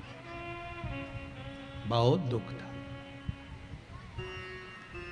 बहुत ध्यान दीजिएगा इस कथा पर। जिनके घर में एक प्रश्न है किसी माता का कि घर में बेटियां हो और बेटा नहीं हो। महाराज बेटियां हैं घर में पर बेटा नहीं हो तो दुनिया के लोग कहते हैं वंश कैसे बढ़ेगा, वंश कैसे चलेगा। पत्र है, आया है हमारे पास में लिखा हुआ। पर शिव महापुराण की कथा तो कहती है, शंकर की कथा कहती है, शिव का अनुमोदन कहता है, शिव चर्चा कहती है, शिव स्मरण कहता है कि आज के समय में बेटी क्या बेटे से कम है?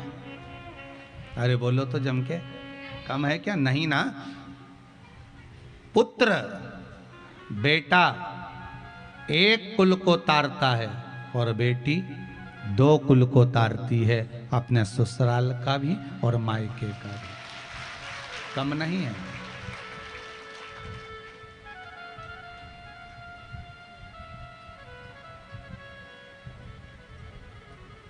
भाग्यशाली होते हैं जिनके घर में बेटियां होती हैं। जिनके घर में बेटी होती है वो भाग्यशाली होते हैं, भगवान के कृपा पात्र होते हैं कि घर में बेटी हुई।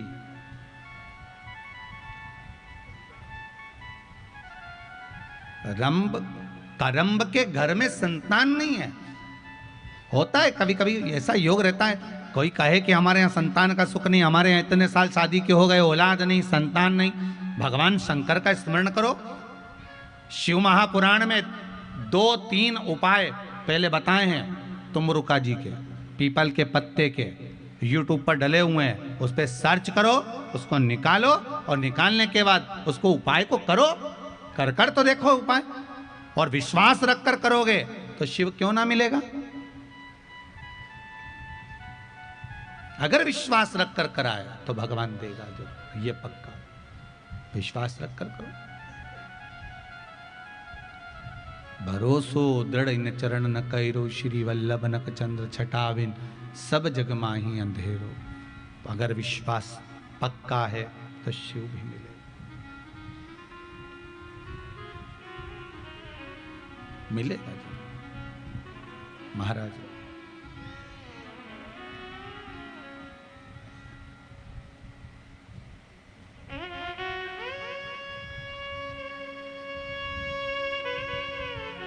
शिव पुराण कह रही है, शंकर की कथा कह रही है।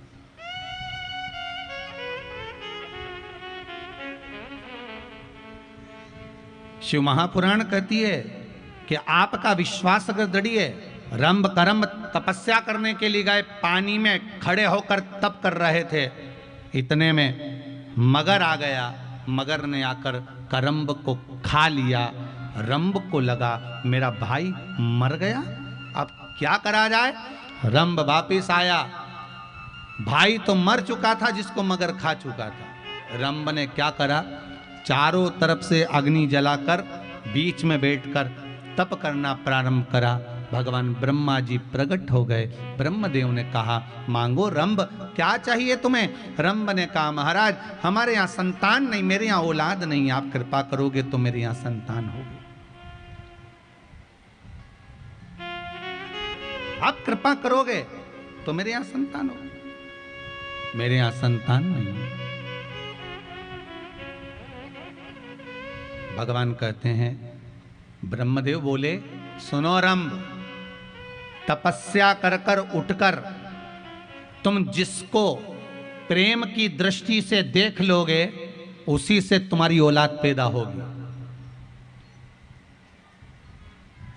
तपस्या कर कर उठकर तुम जिसको प्रेम की दृष्टि से देख लोगे उसी से तुम्हारी औलाद पैदा होगी।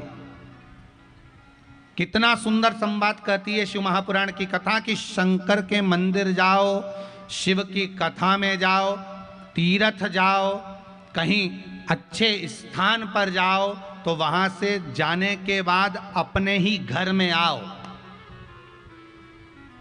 किसी दूसरे के घर में मत जाओ। किसके घर में आओ? अपने घर में आओ। क्यों? जब हम कोई उपास कर कर, व्रत कर कर, पूजन कर कर, साधना कर कर, तीर्थ कर कर, कथा श्रवण कर कर अपने घर में आते हैं तो उस भूमि का जो तेज बल होता है, उस भूमि का जो तप बल होता है, उस भूमि का जो पुण्य बल होता है, वो हमारे कपड़ों में चिपक कर हमारे शरीर के द्वारा, हमारी दृष्टि के द्वारा हमारे घर में प्रवेश कर जाता है और ना जाने कितने जीवों का कल्याण कर जाता है। कितने जीवों का कल्याण।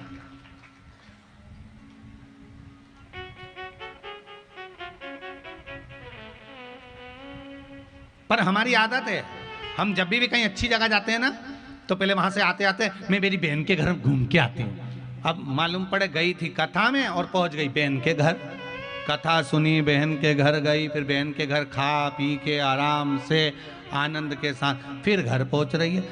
हाँ, अगर तुम्हारी बहन कथा में आई है तुम्हारे साथ में तो भले फिर उसके घर जाओ, और मालूम पड़े वो कथा में आई ही नहीं और तुम कथा में से उसके घर पहुंच गए, अपना सारा पुण्य तुमने उसके घर में जड़ा दिया। पूरा अच्छा अच्छा जो वैभव था, पुण्य था, सत्कर्म था, भजन था, कीर्तन था, सब उसके घर में जड़ा दिया। और बाद में अपने घर पहुंचे, घर के लोगों ने पूछा कहाँ गई थी? कथा में गई थी। अच्छा, क्या लेके आई? तो बहन के घर में जितनी निंदा भरी हुई थी, क्योंकि उसने सब निंदा करी, मेरी सास तो ऐसी, मेरी बहू तो ऐसी, मेरा तो जो कथा थी वो तो उसके घर छोड़ी आई और उसके घर की सारी बुराई निंदा बटोर के अपने घर ले गई।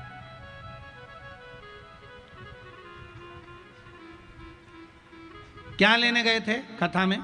पुण्य। क्या लेकर जा रहे हो? जम के तो बोलो।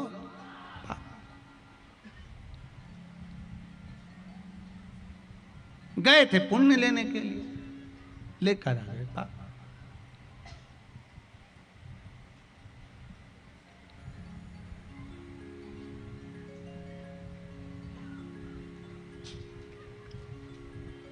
महाराज यही कथा कर, मैं तो तेरा एक दीदार चाहूं।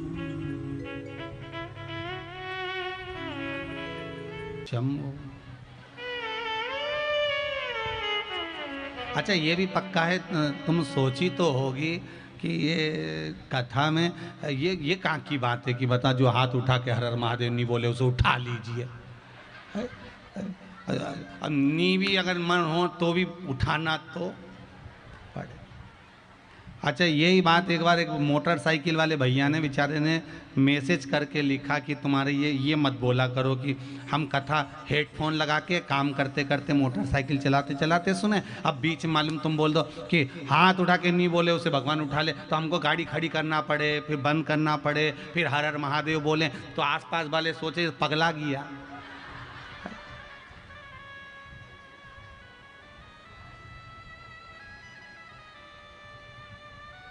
बोलना चाहिए, शिव का नाम बोलने में कुछ घटता थोड़ी है। अब रंभ तुझे वर देते हैं, तप करने के बाद उठकर तू जब जाएगा, जिसको प्रेम से देख लेगा उसी से तेरी संतान होगी।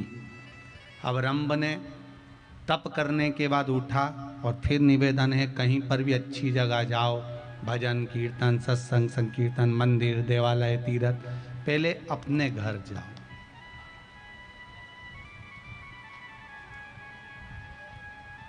पहले अपने यहाँ जाओ।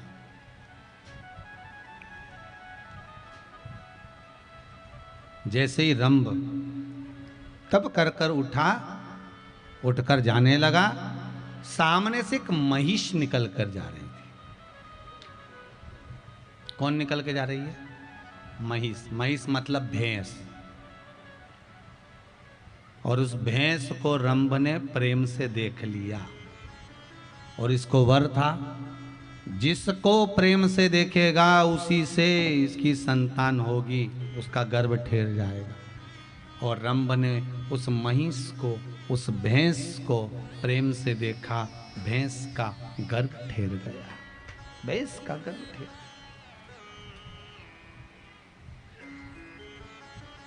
अब उस महिष, उस भैंस का गर्भ ठेरा। गर्भवती भैंस महिष जब अपने घर पहुंची तो उसका जो पति था भैंसा, महिषा, उसने देखा कि मेरी पत्नी गर्भित कैसे हो गई।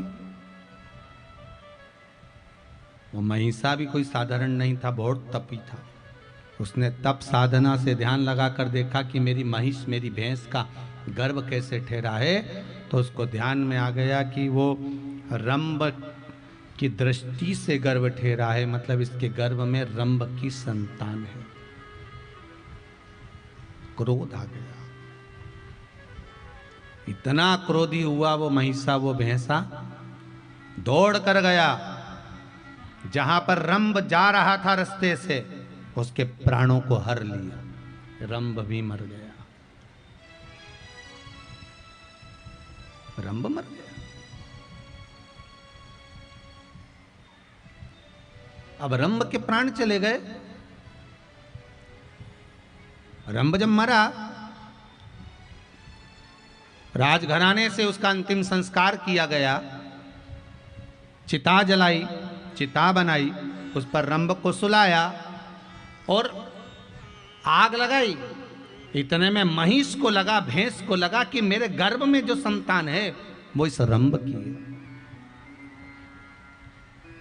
मेरे गर्भ में जो औलाद है वो इस रंभ की है, और मैं गर्भित महिषा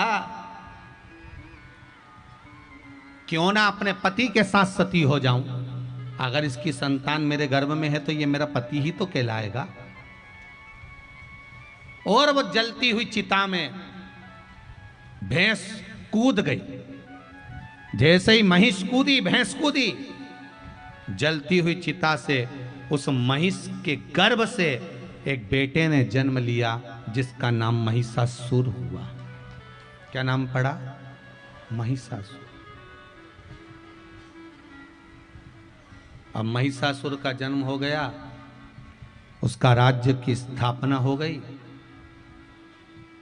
चारों तरफ उसने अपना राज्य घोषित कर दिया। एक दिन तप करने के लिए गया ब्रह्मदेव का। ब्रह्मा जी का तप कर रहा था।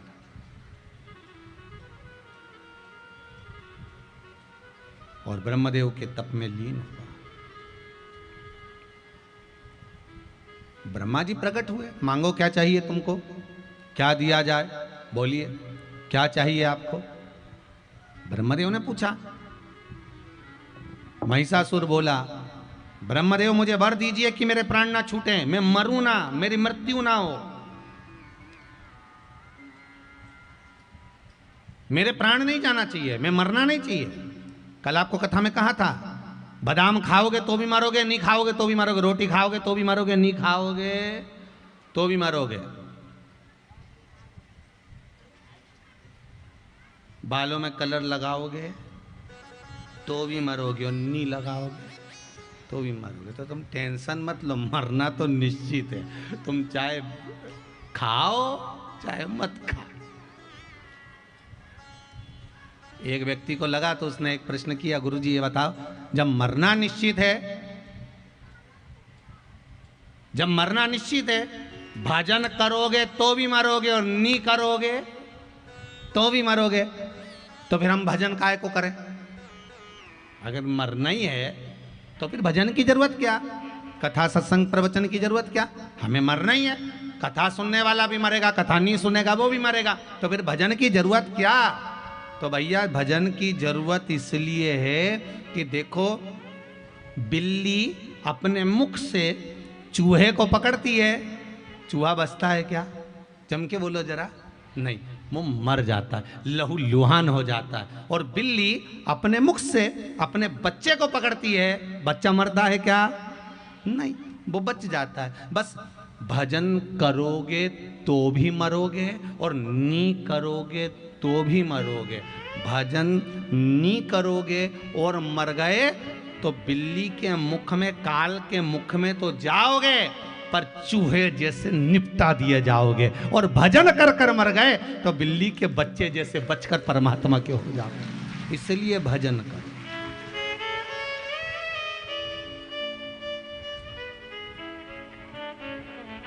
मृत्यु निश्चित है, मरना निश्चित है। आया है सो जाएगा, राजा रंक फकीर। आया है जाए।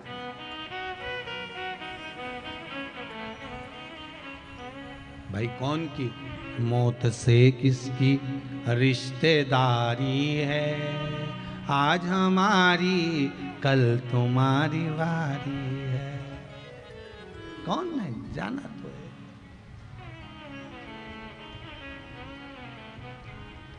मौत से किसकी रिश्तेदारी है, आज हमारी कल तुम्हारी वारी है।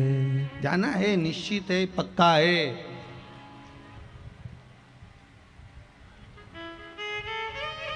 पक्का है, जाना है।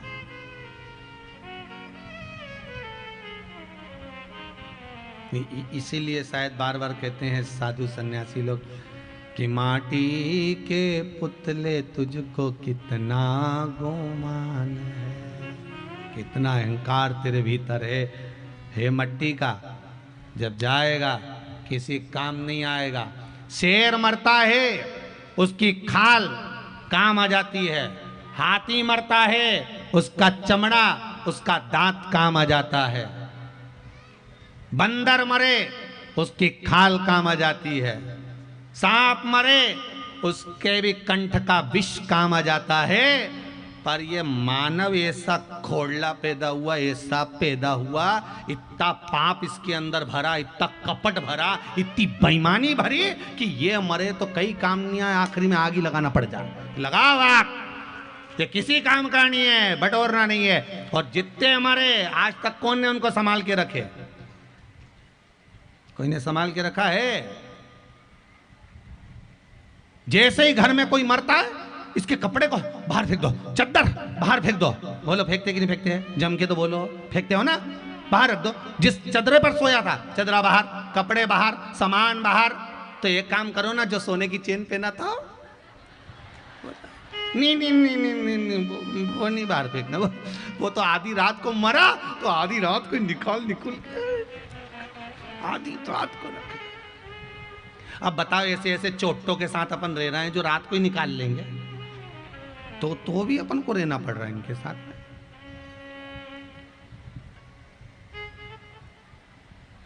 चेन फेंकी,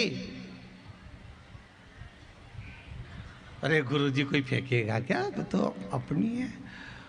और आखिरी में जलाओ, चिता पर लेटाओ, तो गांव के लोग कहते हैं देख लो जरा हाथ पैर में कुछ है तो नहीं। और वहां पे भी देख रहे नहीं, अंगूठी तुमने रात को ही निकाल ली थी, उंगली सूज जाती ना, इसलिए पहले ही निकाल ली हमने। तो सब सामान, अब कुछ पड़ा है शरीर पे?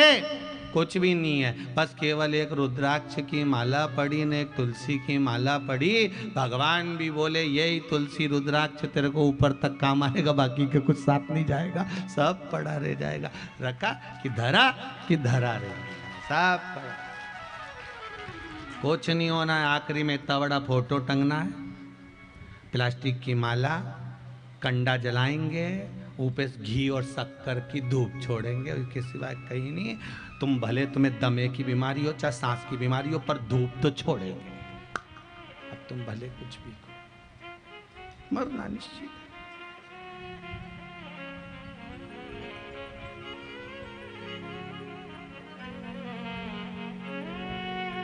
वर मांगा, वर दीजिए। क्या?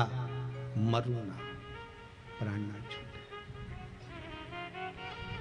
महिषासुर मरना तो पड़ेगा, ये पक्का है, तो वर दो मुझे। अच्छे से अच्छा वीर पुरुष मुझे नहीं जीत सकता, तो स्त्री मुझे क्या जीतेगी? अगर मरूं तो स्त्री के हाथ से मरूं, दे दो वर। अब पुरुष के बस की बात नहीं थी कि महिषासुर से युद्ध लड़ ले, तो स्त्री में कहां बल आएगा इतना? नारी में इतना बल का? पर मांग लिया कि मरूं तो स्त्री के हाथ से मरूं। समय आ गया, चारों तरफ हाहाकार मचने लगा। महिषासुर ने हाहाकार मचा दिया, देवता परेशान हो गए, सब रोने लगे, चिल्लाने लगे, चीखने लगे। तब भगवान देव अधिदेव महादेव के पास सूचना गई। शंकर भगवान ने भगवान विष्णु से कहा, नारायण कृपा करिए। भगवान विष्णु ने पूछा, क्या बात है भोलेनाथ? भोलेनाथ जी बोले, नारायण बात इतनी सी है, महिषासुर को वर मिला है कि स्त्री के हाथ से मरेगा, तो एक काम करो, लक्ष्मी जी को भेज दो और इसको मरवा दो, इसको मरवा। इतने में भगवान विष्णु बोले, श्रीमन नारायण, भगवान विष्णु बोले, देवाधिदेव महादेव कैसी बात करते हो? लक्ष्मी जी और महिषासुर को मारे, ये लक्ष्मी जी के बस की बात नहीं है। तो लक्ष्मी जी के बस की बात क्यों नहीं है? भगवान विष्णु ने कहा, सुनो महादेव, वही नारी इस महिषासुर को मार सकती है जिसका तप बल प्रबल हो। तप बल प्रबल हो? तो क्या लक्ष्मी जी का तप बल प्रबल नहीं है? नहीं, लक्ष्मी जी में तप बल तो है, पर लक्ष्मी जी में एक बात ठीक नहीं थी कि लक्ष्मी जी बोल पड़ी थी एक बार। क्या बोल दिया था? एक बार लक्ष्मी जी श्रृंगार कर रही थी। उस नारी का तप बल प्रबल होता है जो अपने पति से कभी पलट कर जवाब ना दियो। एक बार लक्ष्मी जी श्रृंगार कर रही थी और भगवान विष्णु बोले, मैं वहां पहुंच गया। पहुंचते से मैंने लक्ष्मी जी के श्रृंगार को देखा तो हंस दिया। अब पति है, पत्नी को देखकर मुस्कुरा दे तो उसमें कौन सी दिक्कत वाली बात है? लक्ष्मी जी को देखकर मैं हंस दिया, हंसा।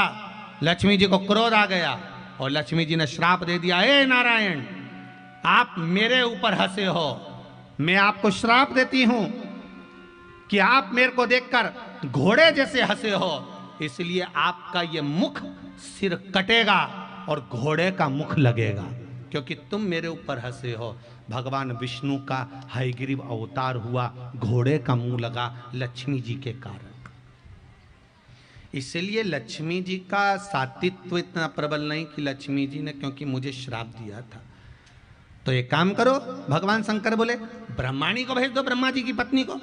नहीं महाराज, ब्रह्माणी भी नहीं जा सकती। क्यों नहीं जा सकती? एक बार पुष्कर जी में यज्ञ चल रहा था, ब्रह्मा जी से कहा, ब्रह्माणी को लेकर आओ, यज्ञ का मुहूर्त निकल रहा है, हवन में बैठो, बैठो दोनों जोड़े से।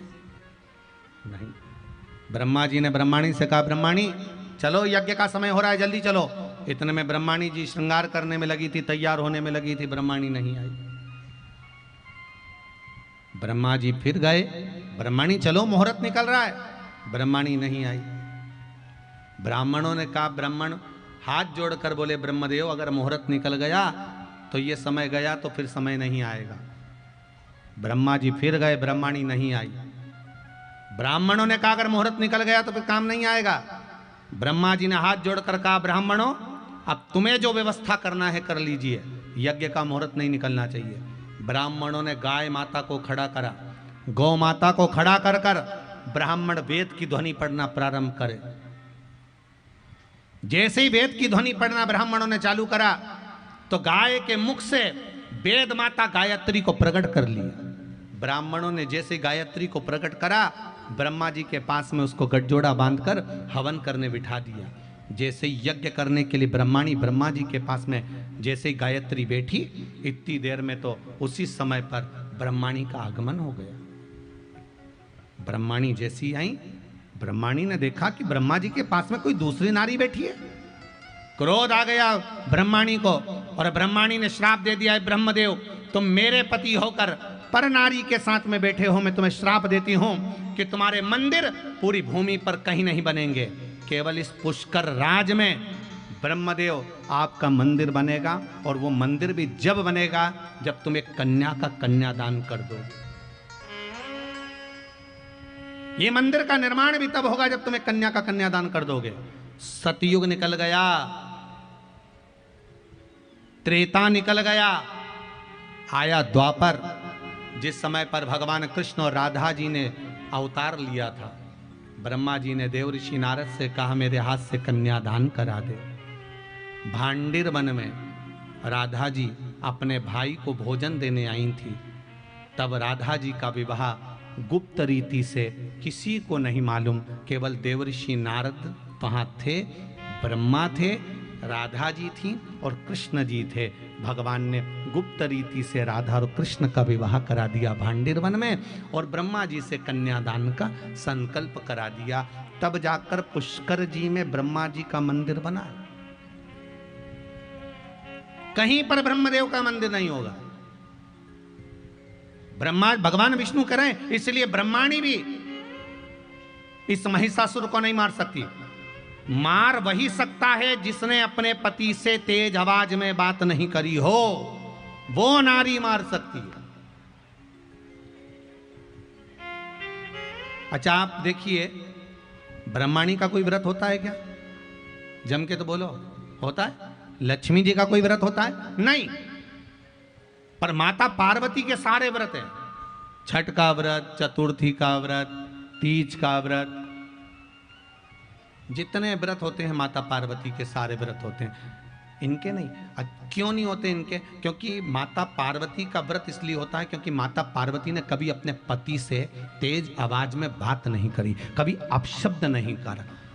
व्रत तो आपके भी चालू हो जाए अगर आप तेज नहीं बोलो तो।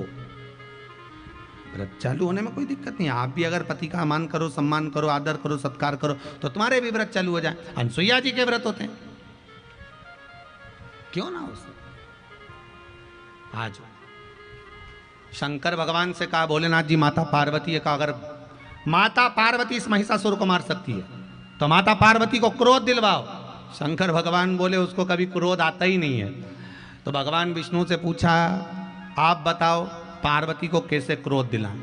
तो शंकर भगवान से भगवान विष्णु ने कहा, एक काम करो, जब नारी को उसके पिता के नाम से बखानते हैं ना, जब नारी को उसके पिता के नाम से अगर कुछ कहा जाए तो नारी को क्रोध आता है। तुम एक काम करो, पार्वती जी को हिमालय राज के नाम से कुछ कहना चालू कर दो। शंकर भगवान ने कहा ठीक है, एक बार प्रैक्टिकल करके देखते हैं, गुस्सा आ जाए तो ठीक। गए भोलेनाथ अंदर, पार्वती जी भोजन बना रही थी।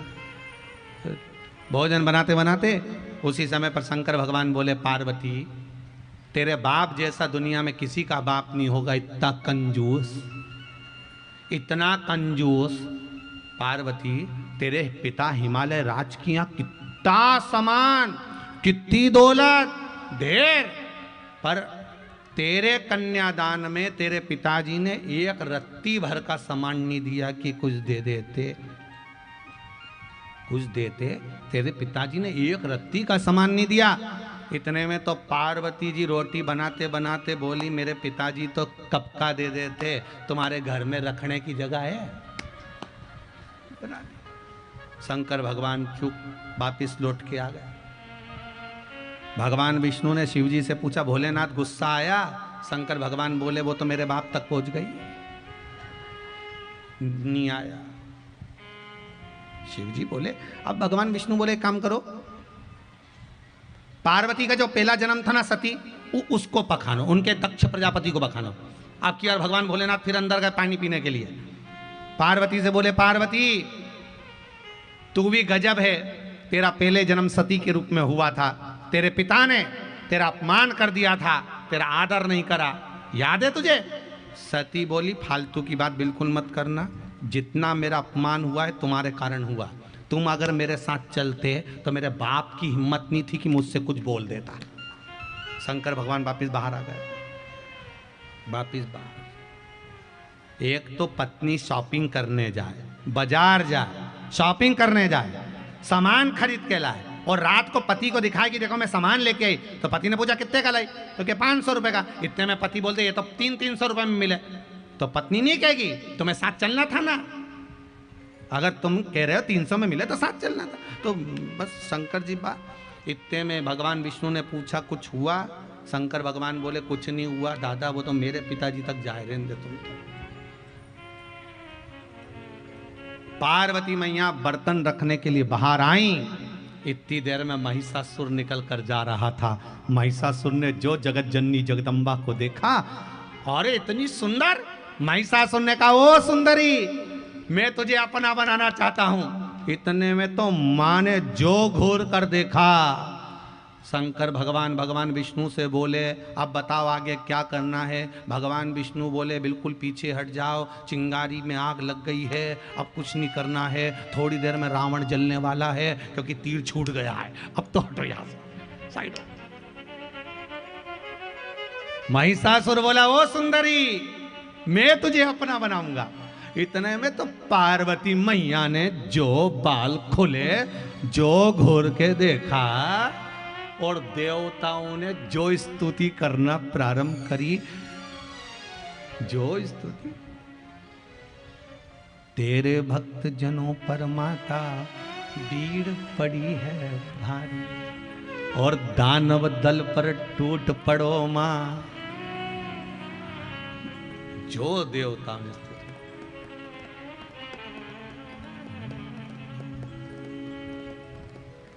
मां महिषासुर पार्वती जी का हाथ पकड़ने के लिए आगे बढ़ा। पार्वती जी ने जो चीखा, बाल खोलकर जो चीखी, शेर को बुलाया सिंघा, भैंसे पर बैठा है तू भैंसे पे चढ़ जाना, मैं त्रिशूल लेकर इसकी छाती पर लात रखकर चढ़ूंगी और इसका संहार करूंगी। तेरे भक्त जनों पर माता भीड़ पड़ी है भारी, और दानव दल पर टूट पड़ो मां करके सिंह सवारी। सो सिंहों से तू बलशाली, अष्ट भुजाओं वाली, दुखियों के दुखड़ेनी वारती। ओ मैया हम सब उतारे तेरी आरती। टूट पड़ी महिषासुर पर, जैसी टूट पड़ी, टूट पड़ी।